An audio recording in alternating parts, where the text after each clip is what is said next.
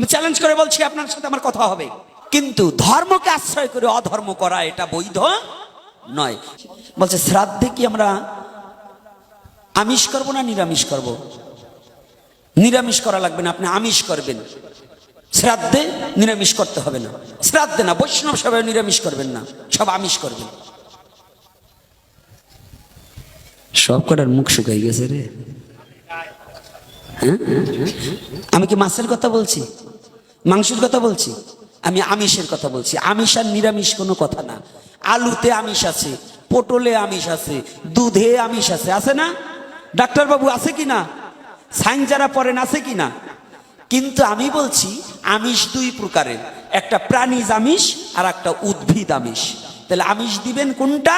উদ্ভিদ আমিষ। নিরামিষ যাকে আমরা বাংলা ভাষায় বলি, আমিষ আর নিরামিষ এটা হলো গেয় ভাষা, বাংলা ভাষা। আর শাস্ত্রীয় ভাষায় রাজসিক, তামসিক, সাত্ত্বিক। তাই সাত্ত্বিক খাবার মাতৃপিতৃ শ্রাদ্ধে দিতে হবে। ভালো করে জানুন। অনেকে বলে তোমার বাবা যা যা খাইতো তাই তাই দেবা, বলে না? তোমার বাবা কি নিরামিষ খেতো নাকি? আচ্ছা, সেই পণ্ডিতের কাছে আমার জিজ্ঞাসা, সেই সমাজপতির কাছে জিজ্ঞাসা, থাকলে দাঁড়িয়ে বলুন।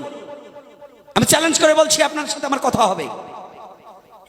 সে কথা হচ্ছে এই যে সমাজপতিরা বলেন যে তোমার বাবা যা খেত, আপনার বাবা মারা যাওয়ার সাথে সাথে সিঁড়ি মুছে গেছে, সিঁড়ি আছে, এই বাবা মারা যাওয়ার সাথে সাথে কি হয়? স্বর্গীয় হয় না, কিংবা ঈশ্বর, এই দুটোর একটা বলতে হবে। তো তো স্বর্গে মাছ মাংস খাওয়ায় নাকি? তো আপনার বাবার শ্রাদ্ধে মাছ দেন কি করি? মরার পরেই যদি তার স্ত্রী না থাকে, তাহলে স্বর্গীয় কিংবা ঈশ্বর প্রাপ্তি করেন। তাহলে ঈশ্বর যদি সংযুক্ত করেন কিংবা স্বর্গীয় কথা যদি সংযুক্ত করেন, তাহলে তার শ্রাদ্ধে মৎস্য দেওয়া বৈধ নয়। যারা করছেন তারা ভুল করছেন, তারা গোরামি করছেন, তারা হিংসা করে করছেন। আর আপনি জেনে শুনে পুত্র হয়ে আপনার পিতাকে নরকে গমন করার জন্য পথ তৈরি করে দিচ্ছেন। আমার সুবিধার জন্য বলছি না। আপনি মাছ খান, আপনি মাছ খান, কোনো আপত্তি নাই। আপনার খাওয়া বন্ধ করতে আমি পারবো না। আপনার টাকা দিয়ে আপনি খাবেন, আমি পারবো বাবা, পারবো। কিন্তু ধর্মকে আশ্রয় করে অধর্ম করা এটা বৈধ নয়। একদিন এক টুকরো মাছ না খেলে আপনার ক্ষতি কি?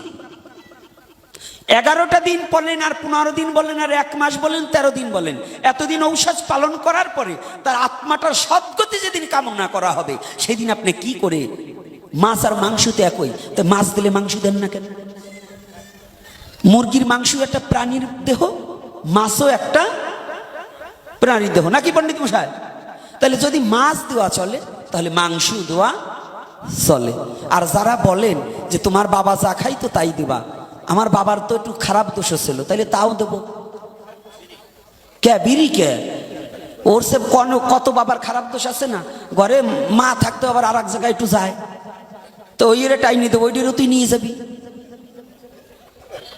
বাবা যা করতো তাই যদি তোকে খাইতে হয়, তাহলে ওটাও তো করবি। আবার অনেকের বাবা তো বিছনায় 6 মাস পড়ে রয়েছে, থাকে না? তো পায়খানা পিসাব এক জায়গা করছে, জ্ঞান শূন্য অবস্থায় ওই দৌড়িয়ে কেন ওই যা ত্যাগ করছে তাই একটু গালে দিছে, এরকম করে না? এটা প্রারব্ধ কর্মফল ভোগ করিতে হয়। সাধু হোক আর অসাধু হোক, বৈষ্ণব হোক, ব্রাহ্মণ হোক, যোগী হোক, প্রারব্ধ কর্মফল ভোগ করতেই হবে। এটা কিন্তু কোনো খারাপ কথা বলছি না, নোংরা কথা নয়। তাই চরণ ধরে করি মানা, যে কথাটা বলছিলাম, পিতামাতার শ্রাদ্ধে যারা ভুল করেছি, তাকে মুক্তি দেওয়ার জন্য ভগবানের কাছে আরো কাঁদতে হবে। আর আমাদের এইগুলোকে বর্জন করতে হবে। কেউ কেউ আমাকে প্রমাণ দেবেন আগে এমক ছিল তমক ছিল, এই কলির যুগের জন্য পিতৃমাতৃ শ্রাদ্ধে এগুলো বন্ধ করেছে মহাপ্রভু। আগের যুগে কি ছিল ওটা দেখে কোনো লাভ নেই। আগের যুগের তুলনায় যদি চলতে হয়, তাহলে আপনারা এই জুতো পায়ে দেওয়া যাবে না, খরম পায়ে দিতে হবে, গাড়িতে চলতে পারবে না, হেঁটে যেতে হবে। তাহলে ওটা যেমন পরিবর্তন করছেন, খাওয়ার লালসে পূর্বেরটা টান দিলেই চলবে না। মহাপ্রভু কি বলছে? মহাপ্রভুর ধর্মটাকে আপনার মেনে নিতে হবে। এক টুকরো মাছের জন্য আপনি অধর্ম প্রচার করবার চেষ্টা করবেন না, এটা চরণে হাত রেখে বলছি। আমি কোনো জাতিকে, কোনো ব্যক্তিকে হিংসা করে কথা বলছি না। কি আমার মধ্যে আমি কাউকে কোনো হিংসা করে বলছি? এটা প্রচারের সাথে আমি চরণ ধরে অনুরোধ করছি মা এবং বাবাদের, যার মৃত্যু হোক তারা কৃপা করে এইটা করবেন, এইটা করবে। যে এটা করা কিন্তু বৈধতা নয়। আর একটা আপনাদের আমি একটা কথা বলে যাচ্ছি শেষ। আমাকে আজকে একজন বাবাজি বলেছে যে বাবা জানতে চাই, কারো নাম ধরে নয়, তারপরে আমরা আজকে হরিনামে নৃত্য হবে, আরও কথা হবে, কারণ প্রশ্নগুলির উত্তর না দিয়ে গেলে হবে না। এখানে বলেছে যে কোনো ব্যক্তি অসুস্থ থাকা অবস্থায় ধর্মীয় অনুষ্ঠানে প্রসাদ বিতরণ করা যাবে কি না, এবং অপরাধ হয় কি যারা প্রসাদ গ্রহণ করে তাদের কি স্নান করে গৃহে প্রবেশ করতে হয়? অসহ্যের মধ্যে কোন অসহ্য? যে প্রশ্ন করেছেন অসহ্য বাৎসরিক অসহ্য না, ওই জাতক অসহ্য মরণ ঔষধ, এই 11 দিন না 15 দিন, এইটা কোনটা? হ্যাঁ আচ্ছা, মরানো ঔষধে কারা প্রসাদ দেবে? স্নান করে তার প্রসাদ খেলে তার হাতে স্নান করতে হবে এটা কথা নয়। তবে একটা দেশাচার, একটা লোকাচার, একটা বেদাচার, নাকি এক একটা দেশের একটা আচার আছে। সেই আচারটা কেমন? 10 মিলে করি কাজ হারিয়ে জিতি নাহিলাজ। ওই দেশে যদি বলা হয় যে না ঔষধ অবস্থায় প্রসাদ বিতরণ করা বৈধ নয়, তাহলে এটা তার মেনে নেওয়া কর্তব্য, কারণ 10-এর শান্তির জন্য আমার এটা করা, আমি প্রসাদ দেব না। কিন্তু সে প্রসাদ দিলেই আমার স্নান করে ঘরে যেতে হবে, তাহলে পেটটাকে ধুলাম কি করে? পেটে তো আমার প্রসাদ চলে গেছে, এটাকে ধুইতে পারবো? তাহলে এটা হচ্ছে বাজে বাহুল্য। তবে উচিত থাকবে, শুনুন, আমাদের একটু ঔষধ বলতে কোনো কথা না, কিন্তু অসুচি আর সূচি, তো এই অসুচি অবস্থায় আমাদের অনেক সময় দেবতা পূজা আদি এটা বৈধ নয়।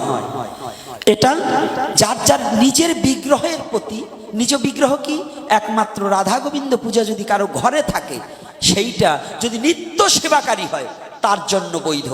তাও কোনো নারী যদি অপবিত্র হয় তাহলে ওই দূর হতে ভোগ লাগাবে, বিগ্রহকে স্পর্শ করিবে না। কথাটা বোঝা গেছে? আর ওই বংশে যারা প্রসাদ ভুজি আছে, যদি প্রসাদ ভুজি ব্যক্তি হয়, নিত্য প্রসাদ ভুজিকারী, সেই ব্যক্তি ওই হবিষ্যন্নই করুক, যা রান্না করুক, তাই ভগবানকে দিয়ে প্রসাদ পাবে, এতে তার শৌচ না। কিন্তু বহিরঙ্গে সাধু সঙ্গে গেলে তার একটু মেনে নেওয়া, একটু বাছাবাছি করা উচিত, কারণ সবাই মন তো এক না, মনের ব্যাপার আছে না। তো এজন্য চরণে হাত রেখে বলছি, কেউ এইটা নিয়ে বাড়াবাড়ি না করে, যা হবার হয়ে গেছে এটার সামনে ভবিষ্যতে বাড়ানো যাবে না।